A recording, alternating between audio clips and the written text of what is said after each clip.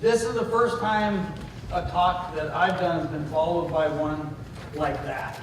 And it just recalibrated my thinking like it's never been recalculated before. Because most of my work is with the actors. So I focus almost exclusively with the crew members themselves. A bit of the dynamic that happens within a crew, but not the dynamic that happens within the entire incident or the entire agency.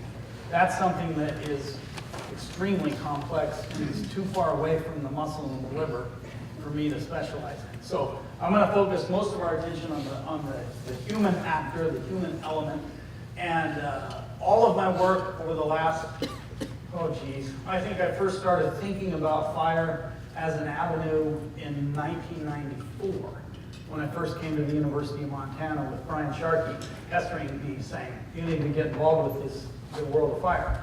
And I'm thankful for him like crazy. But, so I've been doing this a long time, been chasing fire crews for a long time. The majority of the funding that I've captured to do these studies comes from these agencies over here, a lot of federal agencies because of the parallel between the modern warfighter and the wildland firefighter. So that's kind of the direction that I've approached a lot of these studies with over the years. So I'm going to focus mostly on this idea of wildland firefighter safety and the operational environment that they are in. It's important, and it's important for me to mention that this data is always collected on actual incidents. So we're not simulating anything. We don't do very many studies with firefighters in the laboratory. We follow them to their laboratory, which is the real incident, okay?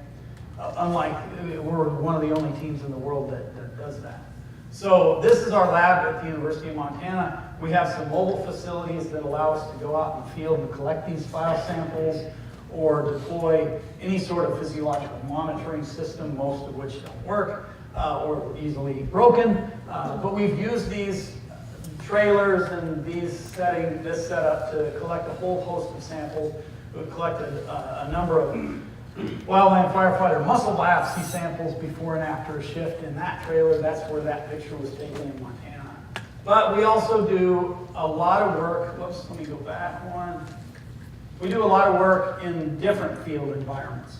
So we can overlay a lot of the things that we learn from other field environments with ultra athletes or with military operatives in different training settings or whatever in a variety of different environments, altitudes, you name it. We've been to a lot of those places. And some of those results we can overlay into the world of fire and vice versa, which is really, really neat. These are a lot of the papers that we've done in the world of wildland fire physiology, and it may seem overly academic.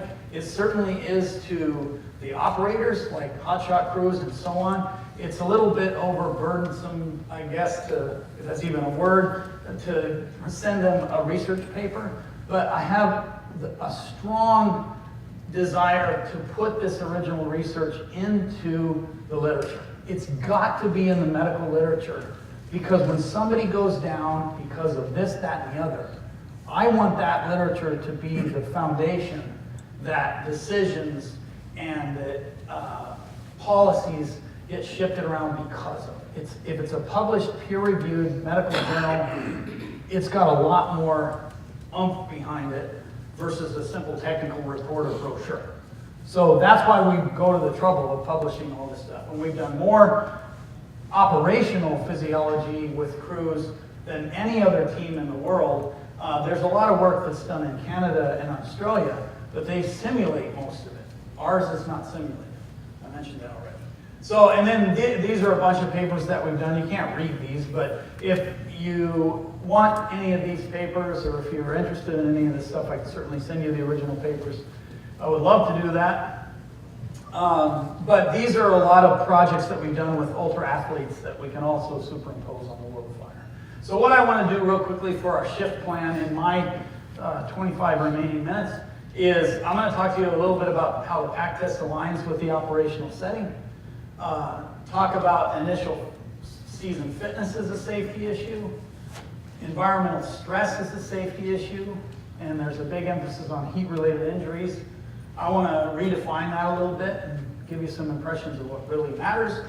Muscle health as a safety issue. It's very scary to me that rhabdomyolysis is cropping up more regularly in early season training, but that is a perfect link to the previous presentation in that that's a systematic problem with how some of the early season training is approached, okay? And we'll chat about that. Tactical nutrition as a safety issue, that's really my biggest area of work, is trying to figure out how to rearrange nutritional strategies in operational settings to keep people more mentally alert, to keep the muscle on high level of readiness, because it's not just in the afternoon when it needs to be an issue. They got to be ready the next day, and the next day, and the next day, okay? And that's a challenge. Seasonal changes as a safety issue. The actual changes that occurs to the wildland firefighter's body. What happens? It's not all good. The fire season for a lot of people, a lot of hotshots, is not a fitness program. All right? It's going to do just the opposite in a lot of situations. Okay, and I'll show you some of that brand new data. And then we're constantly trying to develop new and innovative ways to share our research so that I don't have to send you the article and say, let me know if you have any questions. My son years ago, and I've told this story so many times, but years ago he was playing with my iPad and downloaded a helicopter app or something. And I said, what you doing with that? He goes, oh, it's a new app. It's pretty cool. I can fly a helicopter. And he said, you know, Dad, you should figure out how to make an app for some of your research because I don't think very many people are reading your papers. And I'm like, bingo, you're right. So we've got new strategies that we're really excited about that I'll share with you. At the end of the day, there'll be a giant exam because as a faculty member, I just kind of have to throw that out there. So these are some of the perceived themes that I have consistently battled against over the years, over 20 plus years of collecting this data. One of the biggest ones is it's so damn hot out there and I work super hard. If I need to hydrate, I need to pay attention to my hydration, and if I do, I will surely be protected against the heat-related injury. Well, that's complete garbage. The sack lunches, what the heck? In the last presentation, that's the only time I've heard the F word stated, but only hinted at. He had an F dot to dot, but then he just said it. Like, just put it in the top, put it in the slide. We're going to say it. But the sack lunches, we need a better approach on the fire line because this just isn't working. I agree. And this one speaks to initial season training. The job probably requires a solid B to get it done in terms of physical demand. But I should probably train for an A+ in the early season. Even though I can barely maintain a C- average in the 6 months prior to showing up for the first day. It's like, okay, welcome to the first week, 2 weeks of training, boom. And then you have all kinds of health-related issues. The pack test is a joke. How does this even reflect the job? I hear hotshot crews always tell me that. We need something harder. We need something that separates the hot shots from the not shots. And that's not, so this is wrong, and this is wrong, okay? And I'll try to unpack some of that stuff. So with the pack test, you're all very familiar with that. The history behind it is too lengthy to go into, but Brian is the one that really pushed for that after initially developing the STEP test and the criteria around that. And a lot of those numbers come from some of his simulated work that he did in Missoula with folks digging and chopping and sawing and shoveling and walking with a load of different sizes across different terrains at different speeds. And interestingly, the most variety in the metabolic demand of the job comes in how fast and over what terrain loads are carried. The tasks that happen on the actual fire line are quite similar in terms of the metabolic demand. And Brian's not the only one that has shown that. Ultimately, it comes down to about a 7.5 kcal per minute metabolic demand.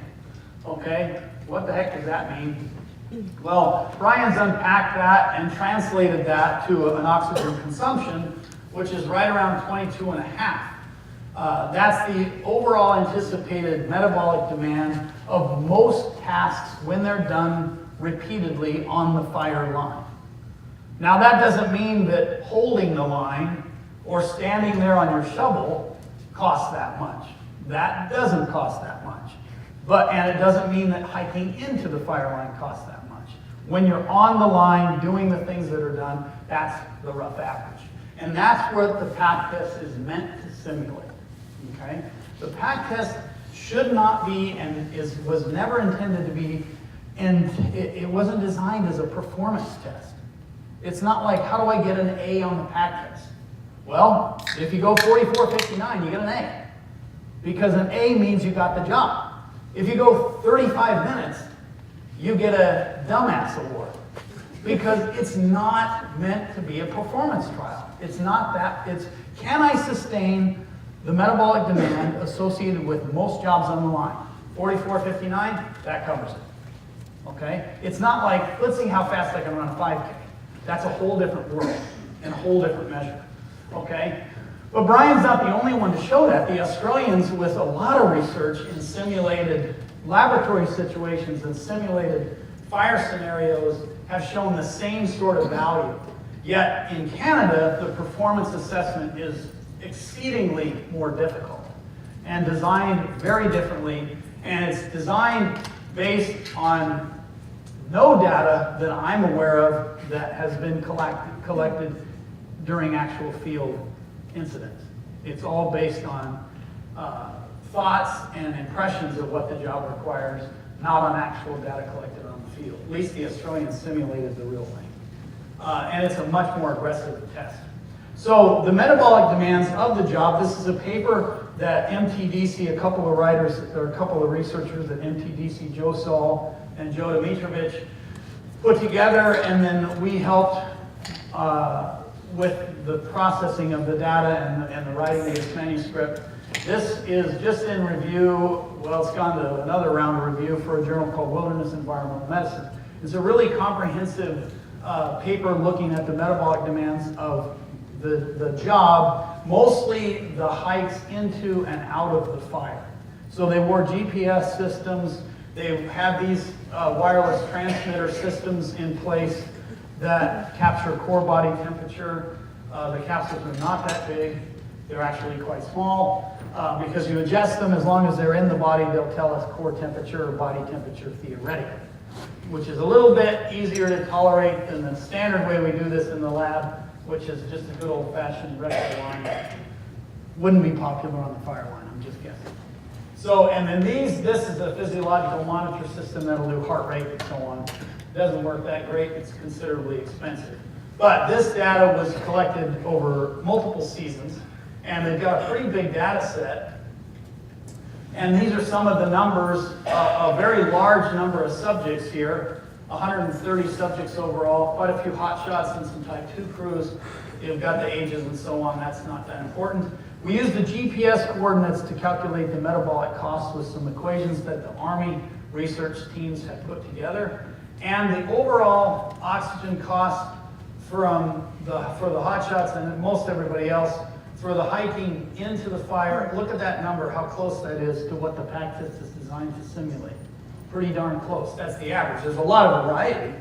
But the other thing that's really interesting is that during training, the selected metabolic load is quite a bit higher. Which you think, initially I thought, well, geez, they're working, or they're training at a much higher rate than they're working on average. But keep in mind both of those numbers, 24, 25, 23, and about 35. Keep that in mind. Because this preseason training appears to be aggressive, but I think it's aggressive for a reason. To say that a hotshot crew is not calibrated to know in the early season what they're going to have to do occasionally on the line doesn't make a lot of sense. They're a lot more calibrated than most of our instrumentation. Okay? And when we look at this, is some data that we've been collecting. This is a few months ago in Missoula on the university track. we're collecting gas samples to look at when people carry a load commensurate with the pack test. Are the values suggested by the pack test actually what happens? So these are bags that are collected. This is part of a graduate student project that they've been working on. But I just pulled out 2 subjects out of this mix because there's a female who didn't quite make the cut. Her oxygen consumption as measured from collecting the actual gas was a little bit higher than what we would expect. Here's a male that went faster than 45 minutes, a bigger guy, but his VO2 or oxygen consumption was much higher than what we would expect. Well, that's because he was faster. And so we've taken this back into the lab on a treadmill and have measurements collected at the speeds right around just slightly faster and just slightly slower than what the pack test requires. And we're just putting those together right now. So the pack test is important. There are seasonal changes that occur. A colleague of mine who just retired is trying to finish this paper, and this shows the vast variety of initial levels of fitness. This is a really hard graphic to read, but this is basically sustainable aerobic fitness level. And at the beginning of the season, the crew is spaced all very wide. You got really fit people and less fit people, way down the mix. But over the season, look at this kind of pattern that shows constantly everybody migrates to the same pattern. They're all behaving as a cohesive unit, and their fitness level is navigating to some unique norm. That norm is exactly the intensity that those hotshot crews pick as the hard intensity to throw into their early season training. They know that 10% of their job is going to require this kind of physical effort, so they throw that into the training, and it matches up perfectly.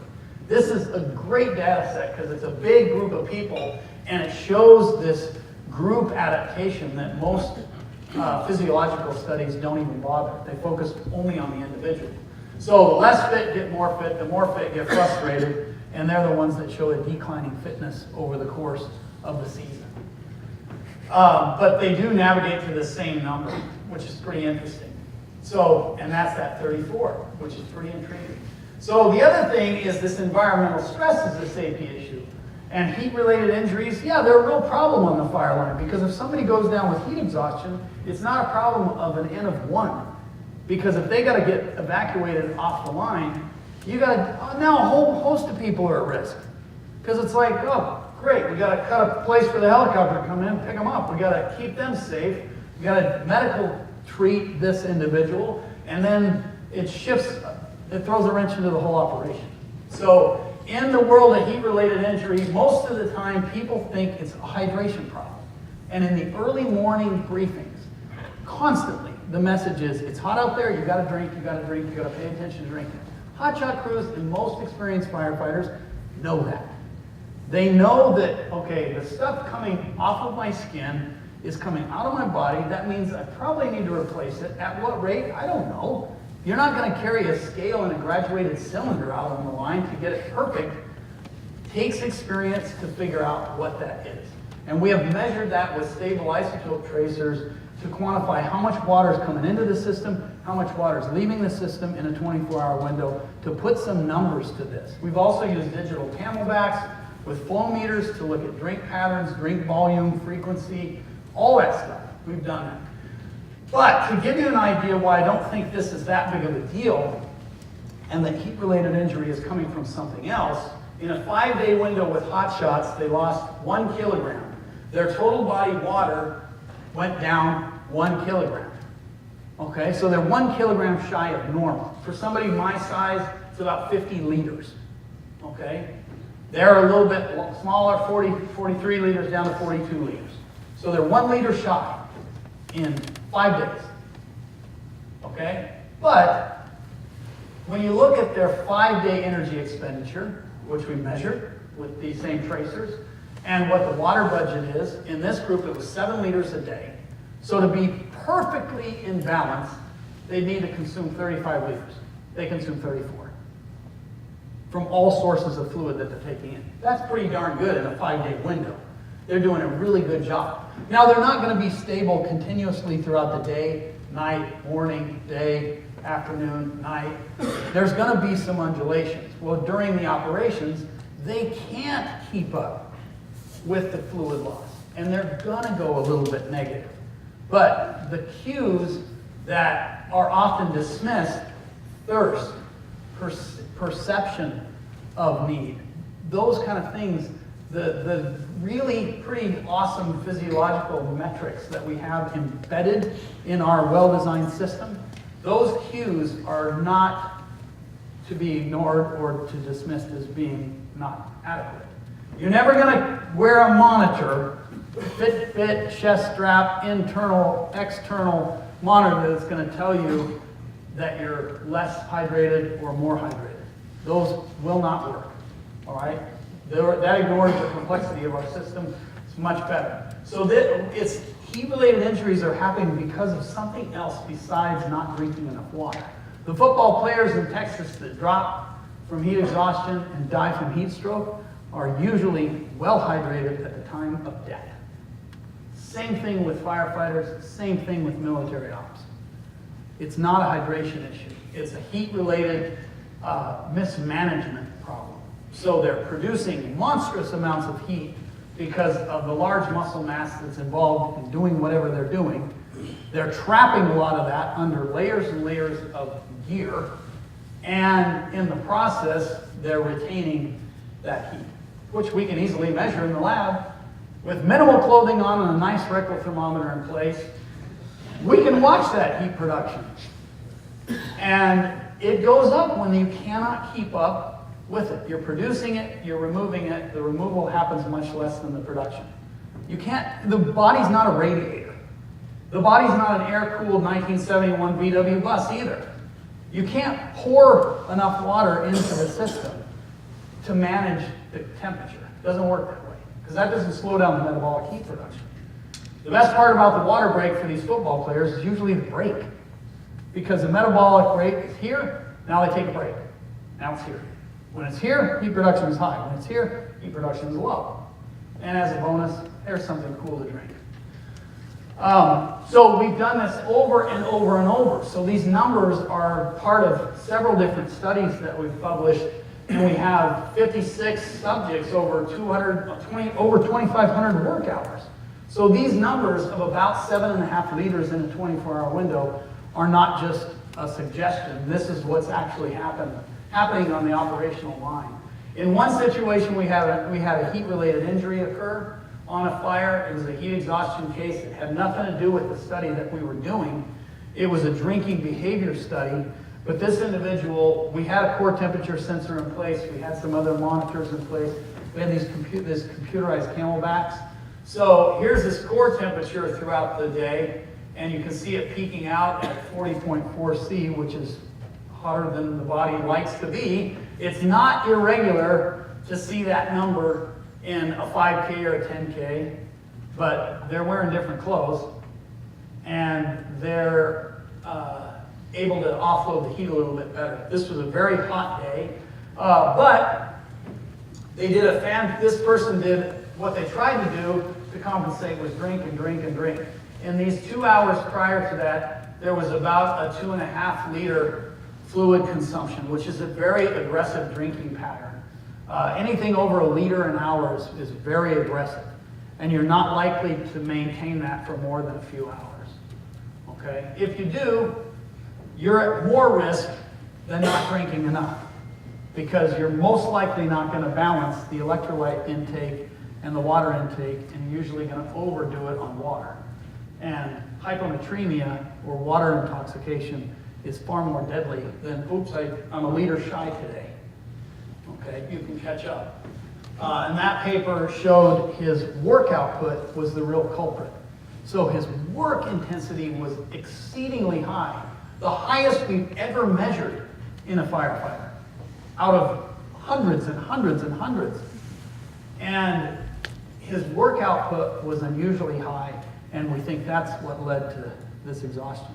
He was fine, he's taken to the hospital and recovered, but it's scary, because if you have heat exhaustion with the wrong treatment or the wrong direction, fork in the road, that could lead to heat stroke, which is like death's like one step away. It's really dangerous.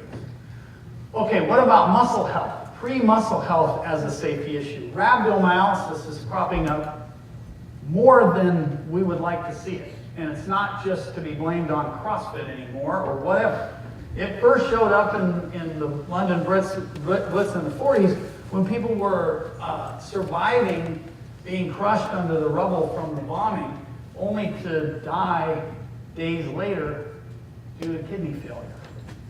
So it's different when you have exertional rhabdomyolysis because the muscle's not crushed, but the muscle is damaged from the type of physical activity or exercise that's been done, the loads put on it, whatnot, and it can't, the continuity of the muscle is disrupted. So the proteins that are normally trapped within the muscle fibers leak out into the blood, and they're big. And the kidney can only filter finite sized things. And so the kidney blocks up, and it causes all kinds of problems. It's totally preventable, but that's the job requires a B, but I've been barely maintaining a C in my off season. But I'm going to jump in and do whatever they tell me to do in this first 2 weeks of the season. Welcome to day one. We're going to see how many push-ups you can do in 5 minutes. Then we're going to rest, and we're going to see how many pull-ups you can do in 5 minutes. And then we're going to rest for a little bit, and then we're going to go back to push-ups, and then we're going to do this, and we're going to do that, and that causes the problem. Okay? And I've worked closely, not as a researcher, but there's a clinician within the Army Uniformed Services University that chatted with this, or to a lot, and he sees the rhabdo cases within all the military. And I've shared with him some of these case studies, and it's identical to what they're seeing in the military. It's like, you're not ready for it, but you do it anyways. And usually it is focused a lot on upper body damage. So if there's a lot of upper body exercise that's thrown in too early, that is, you're more likely to get it than from lower body activity. Because we think about it, we walk around a lot, we stand around, we run, we jog, whatever, we hike. The legs are accustomed to working hard against gravity, but the upper body less so. So it's easier to get it with a lot of upper body damage.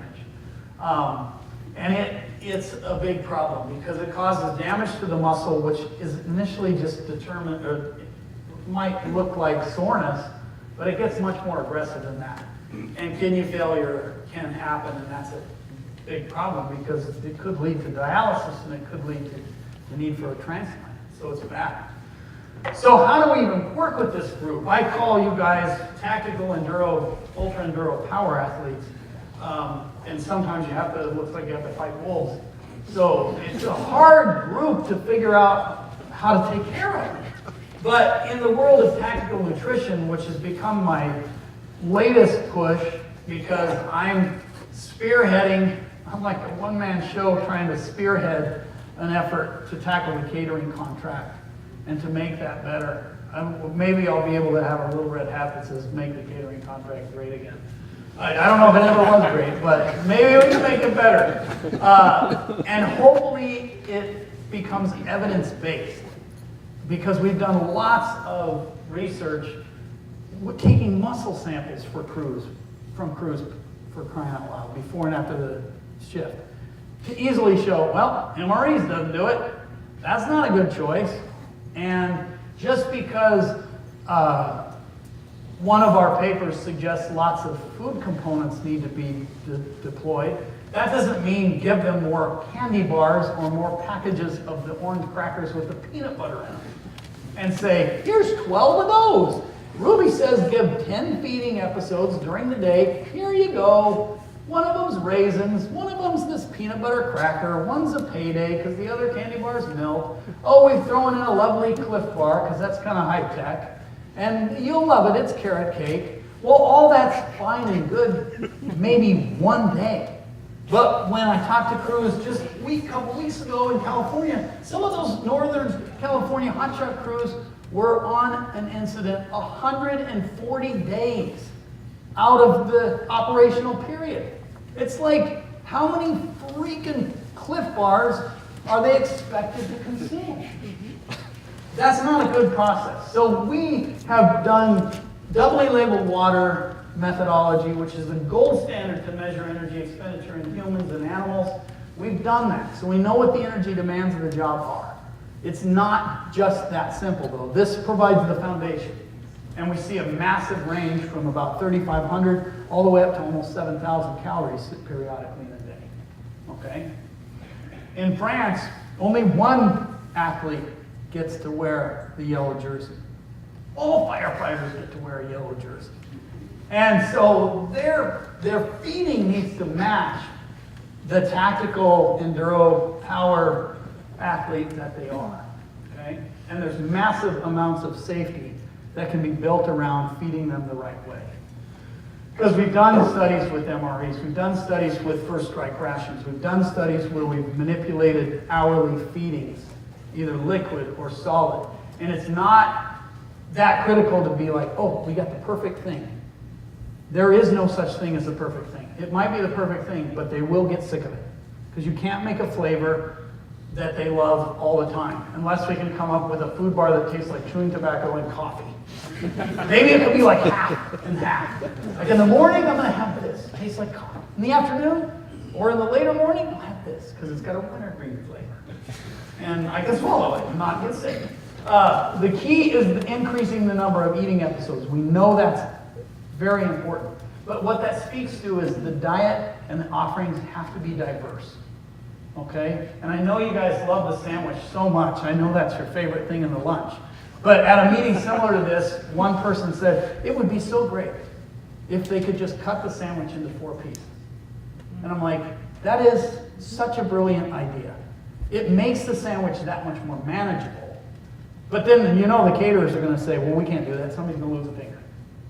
Like, well, put it on a card, cut it into 4s, and then lift the card up and put it in a Ziploc bag. It's got to be in a Ziploc so they can get in and out of it.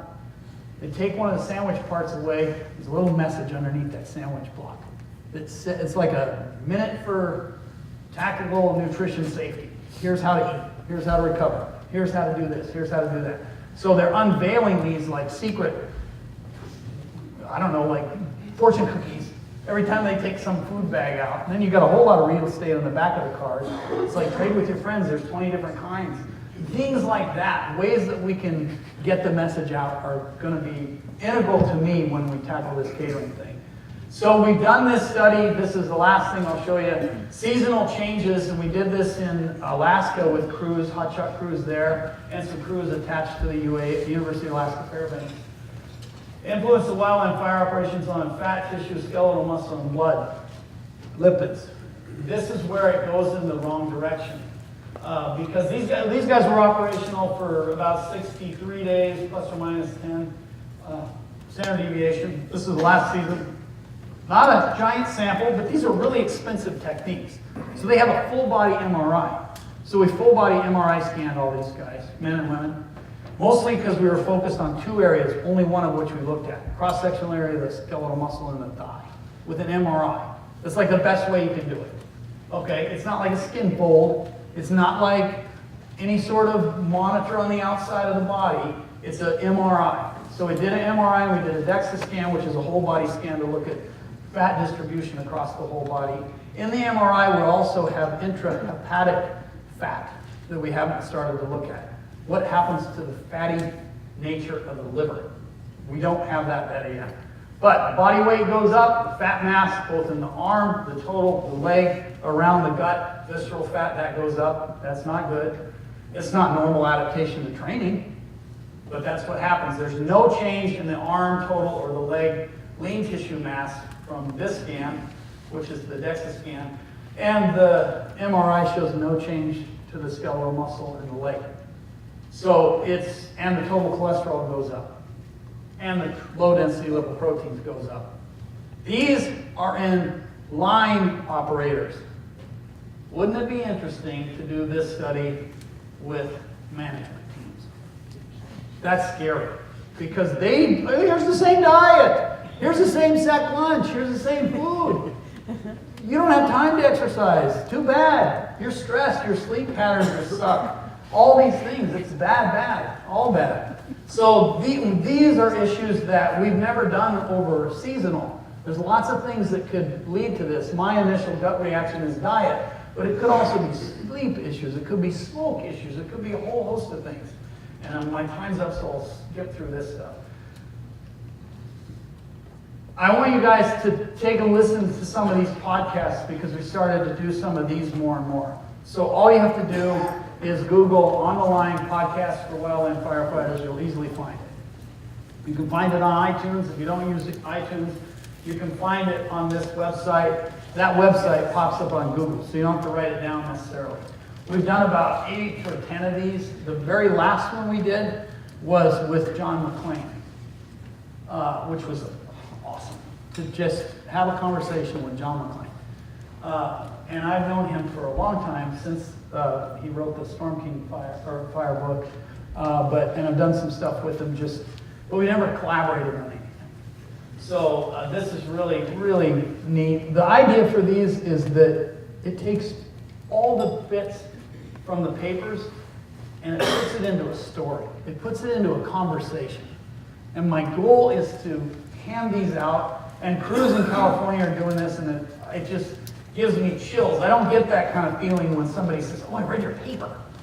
But when a crew says, man, that podcast is making a difference. Because we listen to it in our rigs, when we're driving, we'll listen to it, and we'll get to minute 12 or whatever, we'll pause it, and we'll have a 15-minute discussion over that first part, or something that was brought up by whoever. But we've got all different topics, from tactical nutrition to recovery to injuries to the conversations we've had with different a former firefighter, Wayne Williams, who was a jumper in Missoula, and then, which was hilarious, and then John McClain. And so any other topics that we haven't represented that you guys are like, oh, talk about that, please let me know. So these are just some of the take-homes. It's always going to be hard. It's always a dynamic environment. Is there things operationally within the system that we can shift around? Yeah, oh man, we can change a lot of things for the better. The hydration stuff, obviously, training in the early season is a must. The training that you bring to the job changes the safety threshold that you start the season with, and you carry that throughout the whole season. And I think there's a new hope for tactical nutrition if we can get, well, we've got the USDA Nutrition Labs involved. We've got the Army Medical Research involved. A good buddy of mine is the head of military nutrition. He's involved. So we've got a good, I think we've got a strong hold on that. So that's my email address. You, again, don't have to write it down. You just say Brent Ruby, Montana, and you can find my email address. Unlike the human body, my bus does work well when it's air-cooled. And the reason why I'm limiting my travel these days is because, not because of this character. He's easy to manage. That's Rango. This guy, that's Banjo. He's a little bit harder to manage. So my wife texted me this morning, 5:53. That's when she had to get up with Banjo. So, but yeah. So any questions you have, and then I'll be here so we can chat some more too. Yeah, if you have time for questions, we can do whatever. Yeah, I'm curious. You kind of made a joke about coffee and tobacco use, whatnot. But I'm really curious with accessibility to these energy drinks now, and it seemed like it gets abused quite a bit. And I'm curious with some of these overheating issues, if that was a culprit or a possibility. That's like a massive Pandora's box, possibly. The military has placed they've pointed some fingers to that. But that's like anything. You could say, energy drinks are going to come and go. Coffee probably won't come and go because it's a staple in our normal diet. If energy drinks is a staple in your normal diet, you should probably think about some other lifestyle habit changes. But if people don't like coffee, but they like the caffeine, you're never going to take caffeine away from somebody. You're never going to take chewing tobacco away completely. You shouldn't take away that completely. It's in the right place. It has its place, I guess. But to become overly reliant on it would be the same detrimental problem potentially as, man, I just discovered peanut butter on the fire line, and and I freaking love it. I eat it all the time. I eat jars and jars of peanut butter. Every day, 2 jars of peanut butter. Well, that's going to cause problems. It's not meant for that, but it does have its place. So the occasional energy drink, especially late in the day, it's like, I always tell people, 420 on the fire line is different than 420 in Seattle or in Colorado or whatever the next state is that allows it. But you got to be on your game. As soon as that fire behavior starts to get nasty, you've already been out there for 8, 9, 10 hours. So it's like, how do I come back from this? Maybe that's not a bad place to insert it. But you have to use them with reservation or conservatively. The Army has also developed caffeine gum, which we've deployed on some of our studies. And they come in different packets, but I think it's called First Alert. You can easily buy it. These would just look like a Wrigley's pack of gum. Each piece, there was 5 pieces in there. 100 milligrams of caffeine in each stick. So you chew that for like 5 minutes, you know you're a different person. The wings are starting to show up. But in that situation, it's probably okay. But if it's just like, oh, I'll have that this hour, next hour I won't have water, I'll have this. I mean, as a recovering Ironman racer, I only say I'm recovering because I don't do it anymore. I'm recovering. I'm like 11 steps successful into the 12 final. I'm done with it. It's different feeding in that environment than it is in your environment. Drinking and feeding in that environment is totally different. So there needs to be a bigger attention to regular carbohydrate electrolyte feedings. In the world of fire, yeah, carbohydrate electrolyte drinks, energy drinks, any drink that has something other than just fluids and a little bit of electrolyte in it, there's a place for it, but that shouldn't be your dominant source of fluid, okay? And your dominant source of fluid should be water, but sometimes water doesn't taste very good out of a canteen or out of a Camelback straw that's warmed up. So adding certain things to it can help with that, electrolytes, whatever. But I don't know if that answer. It's a start.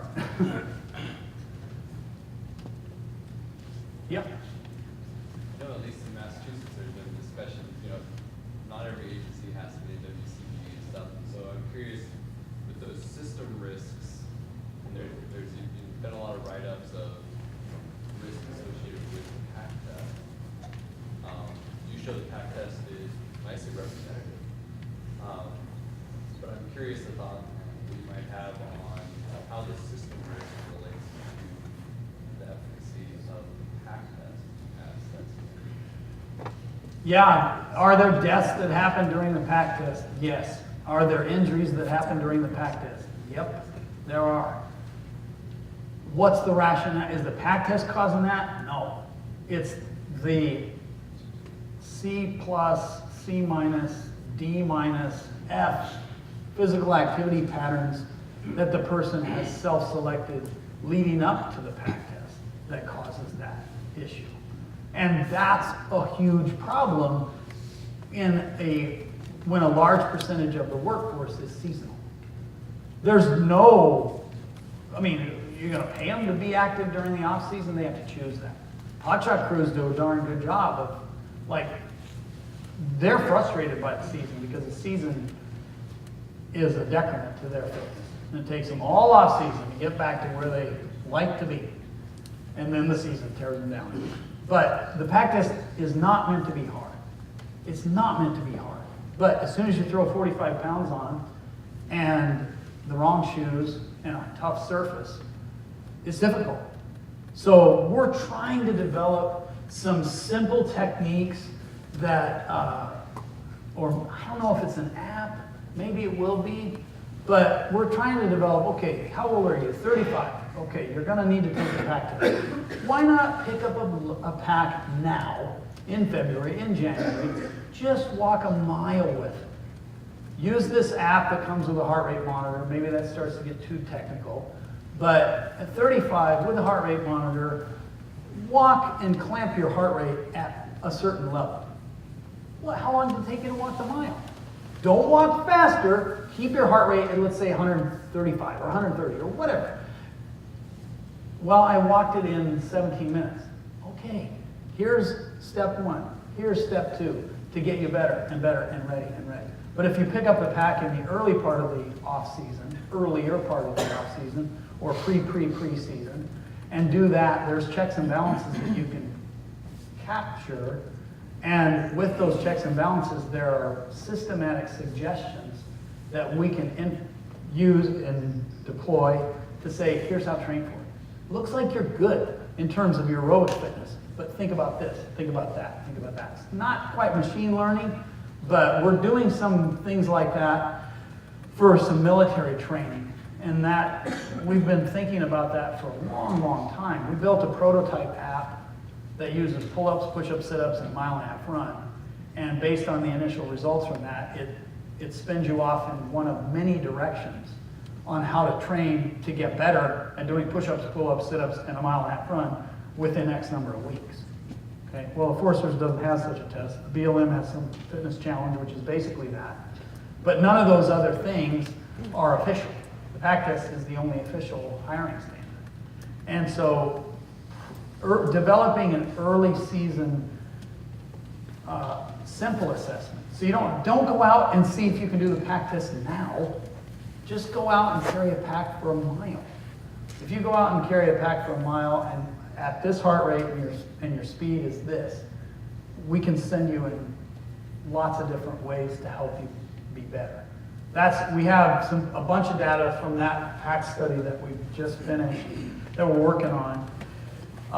And we're hopefully going to put that paper out pretty soon, but I'm not going to be satisfied with just a paper. I want it turned into something, like an app or something like that, because it can make such a big difference in helping, just giving them simple bits of training guidance in the pre-season.